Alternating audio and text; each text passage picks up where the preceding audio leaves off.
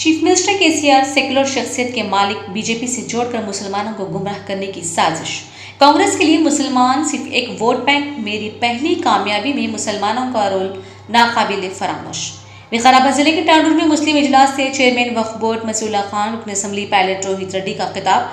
Mohammad Masiullah Khan, chairman Telangana state वक्फ board ने कहा है कि चीफ मिनिस्टर तेलंगाना के चंद्रशेखर राव एक सेक्युलर शख्सियत के मालिक हैं और वो बीआरएस पार्टी एक सेक्युलर जमात है। उन्होंने कहा कि तमाम तबकात के साथ साथ रियासत तेलंगाना के मुसलमानों की तालीमी और माशी पसमानदगी को दूर करने की गर्ज से चीफ मिनिस्टर केसीआर ने कई इकदाम किए हैं। मोहम्मद मसीउल्लाह खान ने कहा कि रियासत तेलंगाना की तश्कील के बाद गुज़श्ता 10 साल के दौरान रियासत को फसादत और कर्फ्यू की लानत से पाक रखा गया है और ये इसकी एक जिंदा और वाज़ेह मिसाल है। उन्होंने कहा कि मुखालिफिन बीआरएस को बीजेपी की बीटीएम होने का प्रोपेगेंडा कर रहे हैं, जबकि वज़ीर आला ने कहा था कि तेलंगाना में एनआरसी पर अमल नहीं होगा। उन्होंने कहा कि इस तरीके रियासत का मुसलमान किसी न किसी तरीके से बीआरएस हुकूमत की स्कीमात से मुस्तफ़ीद हुआ है। इस इजलास से अपने खिताब में रुकन असम्बली व बीआरएस उम्मीदवार हल्के असम्बली टांडूर पायलट रोहित रेड्डी ने कहा कि 2018 के इंतखाबात में मेरी कामयाबी के जरिए मुझे सियासी जिंदगी देने में मुसलमानों को रोल उनके लिए नाकाबिल फरामोश है। उन्होंने कहा कि टांडूर में अक़लियतों का सियासी इस्तेहसाल करने और इन्हें सिर्फ वोट बैंक की तरह इस्तेमाल करने की गर्ज से एक साजिश रची जा रही है और इस फैसले पर रुकन अंदाज में गौर करने की शदीद ज़रूरत है। उन्होंने कहा कि टांडूर में अमन व अमान और भाईचारगी की फ़ज़ा को मज़ीद मजबूत करने के लिए उनकी और बीआरएस की कामयाबी ज़रूरी है।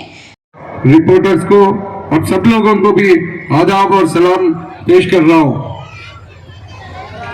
आप सबको मालूम है 5 साल पहले जब हम आपके पास आए, हम टांडूर की तरक्की करना चाह रहे और आप लोगों का हिफाजत करना चाह रहे।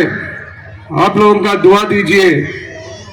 आप सब लोग टांडूर के जितने भी अवाम हैं, आप सब लोगों ने कोई बेटा समझकर, कोई भाई समझकर हमें दुआ दिए, हमारा साथ दिए और हमें आपके खंडों पे लेके आके ये एमएलए कुर्सी पे बिठाए। हम वो चीज कभी भी भूल नहीं सकते।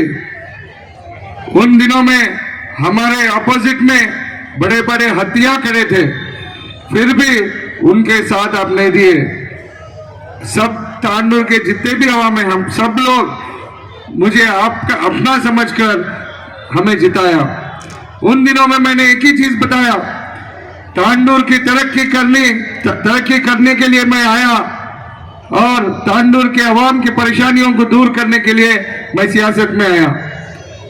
मैं बोला टांडूर को 5 साल में टांडूर का नक्शा बदल के दिखाऊंगा और आप लोग भी दुआ देकर मुझे जिताए। ये 5 साल में 3 साल हम कुछ नहीं कर सके। पहला साल तो पूरा इलेक्शन का कोड रहने की वजह से हमने कुछ नहीं कर सके। बाकी के 2 साल हम कुछ करना चाह रहे थे। ये कोरोना पूरा दुनिया को तबाह कर दिया था। हम में काफी लोग शहीद हो गए, हम में काफी लोग हॉस्पिटलाइज थे, पूरा कारोबार बंद था। ये ऊपर वाला का दुआ है। हम सब यहाँ पर जितने भी हम बैठे हुए हैं, हम ऊपर वाले के दुआ से, करम से हम लोग बाहर आए और अपना अपना कारोबार में फिर लग गए। तो 3 साल ये निकालने के बाद बचा 2 साल। हम अब देखेंगे तो हम 5 साल के एमएलए नहीं रहे। उनको हम धोखा नहीं देना चाह रहे थे, हम ये भरोसों को तोड़ना नहीं चाह रहे थे। इसीलिए देश में कोई नहीं करा सो रिस्क आपका रोहित रेड्डी ने किया है। मेरे से ताकतवर लोग देश में बहुत लोग हैं। कर्नाटक में, राजस्थान में, उत्तर प्रदेश में, महाराष्ट्र में, बिहार में, गोवा में, हर जगह पे मेरे से ताकतवर लोग बहुत लोग हैं, मगर कोई भी इतना हिम्मत नहीं करा जो आपका रोहित रेड्डी ने किया। मैं एक ही चीज सोचा, ऊपर वाले का दुआ मेरे साथ है, टांडूर के अवाम का साथ मेरे साथ है, उनके प्यार और मोहब्बत मेरे साथ है। मैं किसी के डरने का जरूरी नहीं है बोल के हमने लोगों को रंगे हाथ मैं पकड़ा दिया और दुनिया के सामने उनको खड़ा दिया। और एक चीज भी है, उस दिन से आज तक फिर देश में कहीं ऐसा हादसा हुआ ही नहीं। ये हादसे से पहले महीने में एक बार, 2 महीने में एक बार देश में कहीं ना कहीं ऐसा हादसा होता था। ऐसा हुकूमतों को गिराते थे, मगर इस चीज को ब्रेक डालने वाला आपका तांडूर का एमएलए है। मैं 25 साल की उम्र में मैं तांडूर आया। तांडूर को डेवलप करना है, तांडूर के आवाम के साथ रहना है, तांडूर के आवाम के परेशानियों को दूर करना है। ये मुद्दा लेकर मैंने 25 साल की उम्र में मैं तांडूर आया और उस दिन से आज तक मैं वो मेहनत करता रहा और आज मैं कामयाब रहा। आज ऊपर वाले के दुआ से, आप लोगों का साथ से देने से मैं वो हासिल किया और मैं वो बाज़ाब्ता कहीं भी बोल सकता हूं। मैं कहीं भी नहीं जाने वाला हूं, मैं तांडूर में ही रहने वाला हूं, कुछ भी हो जाए। इसीलिए हमने तांडूर में इतना बड़ा घर बनाया। अगर आज आप देखेंगे तो है सो जितने भी एमएलए हैं, कोई भी उनके कॉन्स्टिट्यूंसी में इतना बड़ा घर नहीं बनाता। इससे भी बड़े घर बनाते, मगर कहां पर बनाते? शहर में बंजारा हिल्स या जुबली हिल्स में बनाते। तांडूर के मिट्टी पे बनाना था, हमारे को तांडूर के आवाम के साथ रहना था, इसीलिए हम ये बनाए। तो किसी भी हाल में रोहित रेड्डी को बदनाम करना है तो ये बदमाशा, ये चोरा जो भी अभी एक तरफ हो गए, ये चोरा पूरा एक चाल चले। सियासी एक्सपर्ट्स है वो लोग, तो इसीलिए मेरे ऊपर बदनाम करना शुरू करे। जो तांडूर का मैं घर बनाया वो घर मैं कब्जा करा के थे। जो कुंटे में पार्क बना रहा हूं वो पार्क का जमीन मैं फार्म हाउस बनाने के लिए कब्जा करा के थे। ये चीज कैसा फैला है? 100 बच्चों को छोड़ दिया। हमारे को परसों पता चला, ये पता चला कि 100 बच्चों को मार्केट में छोड़े और उन लोगों को हर रोज का इतना पैसा दिया और उनका काम था टी पॉइंट के पास जाओ, होटल के पास जाओ, पान डब्बे के पास जाओ, होटलों के पास जाओ, ये railway station, bus stand, public places के पास जाना है। और वो लोग बोलना, अरे रोहित रेड्डी ऐसा करते रहे, रोहित रेड्डी वैसा करते रहे, रोहित रेड्डी घर का जमीन कब्जा करा करते रहे, वो पार्क का जमीन कब्जा करा। यही बजनात गए सो 3 महीने में यही चला रहे वो लोग। ये हमारे को बहुत देर पता चला ऐसा कुछ सियासी चाल तांडूर में चल रहा है बोल के। इसीलिए मैंने प्रेस मीट लगा के ओपन चैलेंज किया, चलो किस मंदिर में चलना है, चलो किस मस्जिद में जाना है, चलो और दिखाओ। और कोई दिखाएगा कि मैं जो घर बनाया वो जमीन कब्जे का है तो मैं रिजाइन कर हैदराबाद चले जाऊंगा तांडूर छोड़ के। उस दिन से आज तक कोई आया नहीं, कोई आया नहीं, कोई दिखाया नहीं। बस्ती दवाखाना लेके आएंगे और हम ला के बताए। इंदिरा नगर में बस्ती दवाखाना लेके आते बोले, आज आप देख रहे हैं इंदिरा नगर में बस्ती दवाखाना। उतना ही नहीं, बशीराबाद हेडक्वार्टर में 40-50 साल से हॉस्पिटल के लिए वहां पे बशीराबाद की आवाम परेशान थी। आज आपका रोहित रेड्डी 30 बेडेड हॉस्पिटल बशीराबाद को 25 करोड़ रुपए से सैंक्शन कराया और काम भी जारी है, आप सबको मालूम है। पेद्देमुल हॉस्पिटल को अपग्रेड कराया, तट्टेपल्ली हॉस्पिटल को अपग्रेड कराया, ऐसा 8 सब सेंटरों को अपग्रेड कराकर आज हमारे गरीब लोगों के लिए इलाज के लिए इतने सारे फैसिलिटीज बनाए। 5 साल पहले तांडूर में केवल 150 बेड थे और आज 400 तकरीबन 400 बेड अपने गरीबों के लिए हमने लेके आए। अगल बगल जितने भी कॉन्स्टिट्यूंसीज है कहीं भी इतना सारा मेडिकल इंफ्रास्ट्रक्चर नहीं है। आज एजुकेशन का ही देखेंगे, पहले 5 साल पहले अपने पास कुछ भी नहीं था, खाली एक सोशल वेलफेयर रेजिडेंशियल स्कूल था।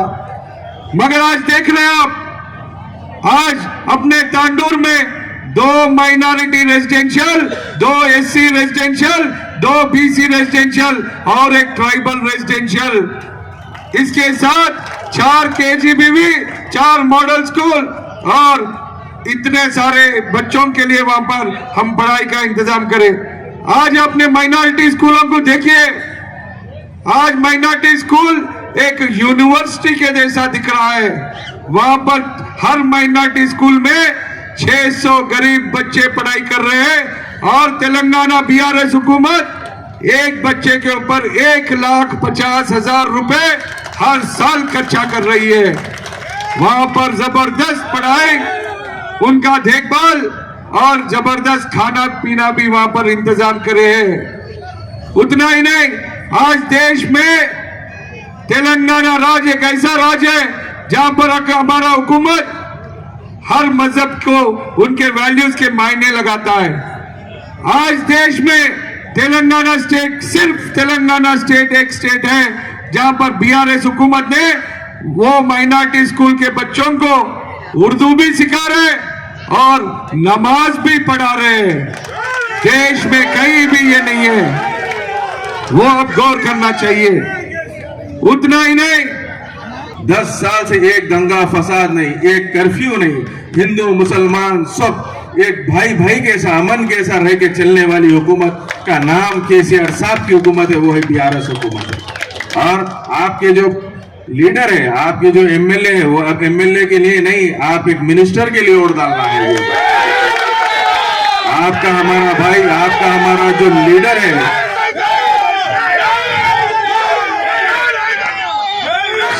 सोने में देख सकते हैं, जिसको गोल्ड कहते हैं, सोने में देख सकते हैं 18%, 22% का सोना नहीं। आपका लीडर, आपका एमएलए 24 कैरेट गोल्ड वाला लीडर कोई है तेलंगाना में, वो है रोहित रेड्डी साहब।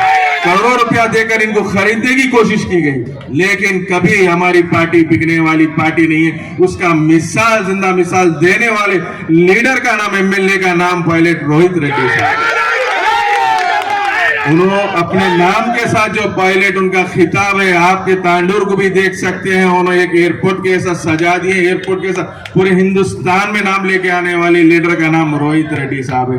आप ये होते हुए खुश हो के कॉलर ऊपर करके कहीं हिंदुस्तान में बोल सकते कि हमारा लीडर का नाम रोहित रेड्डी है, जो कि बिका नहीं, कभी ना कभी बिकने वाला लीडर रोहित रेड्डी है। आप इतने आजमाइश आए, इतने चीज आए, ठीक है। अब ये जो लोग आए, यहाँ पे भी कोई नए नए मेहमान आए हुए बोल के सुन रहा हूं मैं।